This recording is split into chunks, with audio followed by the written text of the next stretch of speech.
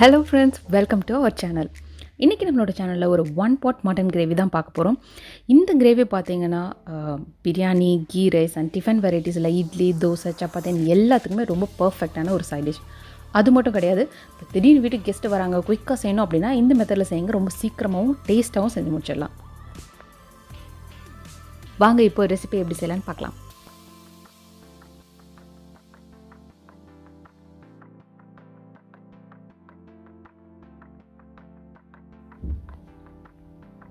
First எதெல்லாம் போட்டு அரைக்கலாம் அப்படின்றது பார்த்துடலாம். ஸோ 2 பெரிய வெங்காயத்தில் வந்து ஒரு ஹாஃப் மட்டும் எடுத்து வதக்கிறதுக்கு வச்சுட்டு மிச்சத்தெல்லாம் அரைக்கிறதுக்கு போட்டுடலாம்.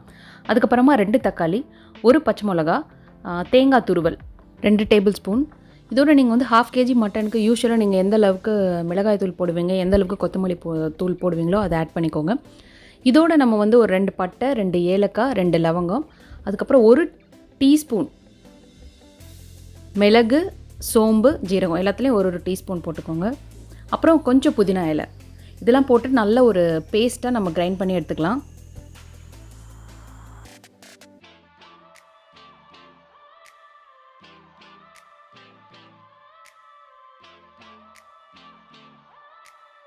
அடுத்தது தாளிக்கிறதுக்கு வந்து நம்ம ஹாஃப் வெங்காயம் தனியாக எடுத்து வச்சுருக்கோம்ல, அதை வந்து நம்ம பொடி பொடியாக கட் பண்ணிக்கலாம். தேவையான அளவு எண்ணெய் விட்டுட்டு சும்மா கொஞ்சமாக மிளகு, சோம்பு, ஜீரகம், ஒரு பே லீஃப், கடுகு கொஞ்சம் போட்டுட்டு நம்ம தாளித்து விட்டு வதக்கலாம். வெங்காயம் வந்து ரொம்ப கோல்டன் ப்ரௌனாக வரணும் அப்படின்லாம் கிடையாது. சும்மா லைட்டாக கலர் சேஞ்ச் ஆகிற அளவுக்கு வதக்கினா மட்டும் போதும்.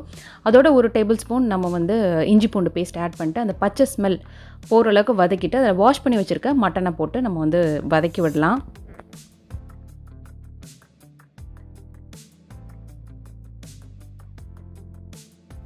ஃபைவ் மினிட்ஸ் இந்த மட்டனை நல்லா வதக்கி விட்டதுக்கப்புறமா நம்ம அரைச்சி வச்சுருக்க பேஸ்ட் அதில் ஆட் பண்ணிடலாம். அதோட நமக்கு தேவையான அளவுக்கு உப்பு, 1 டேபிள் ஸ்பூன் கர்ட், இதெல்லாம் போட்டுட்டு நல்லா மிக்ஸ் பண்ணி விட்டலாம். அந்த மசாலாலாம் நல்லா சேர்கிற அளவுக்கு கொஞ்சம் கிளறி விடலாம். இதுக்கப்புறம் தேவையான அளவுக்கு தண்ணி ஊற்றிட்டு கொஞ்சம் புதினா இலை மேலே போட்டுட்டு, யூஸ்வலாக நீங்கள் மட்டனுக்கு வந்து எத்தனை விசில் விட்டு வேக வைப்பீங்களோ அந்தளவுக்கு மட்டன் விசில் விட்டுட்டு வேக வச்சுட்டு ஆஃப் பண்ணிடுங்க.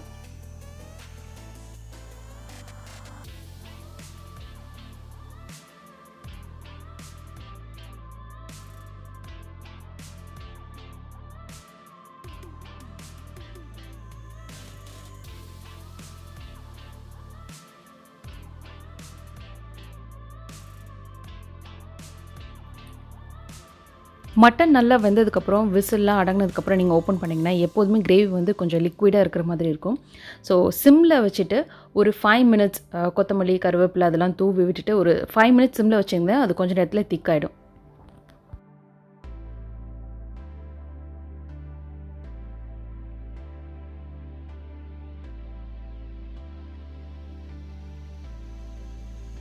ஸோ அவ்வளோதாங்க நம்மளோட 1 பாட் mutton gravy.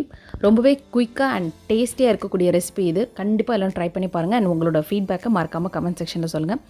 Tanvi and Mitra பிஸியாக இருக்கிற டைமில் நம்ம இந்த மாதிரி குக்கிங் வீடியோஸ் அண்ட் இன்னும் நிறைய விஷயங்கள் நம்ம சேனலில் பேசலாம், பார்க்கலாம்.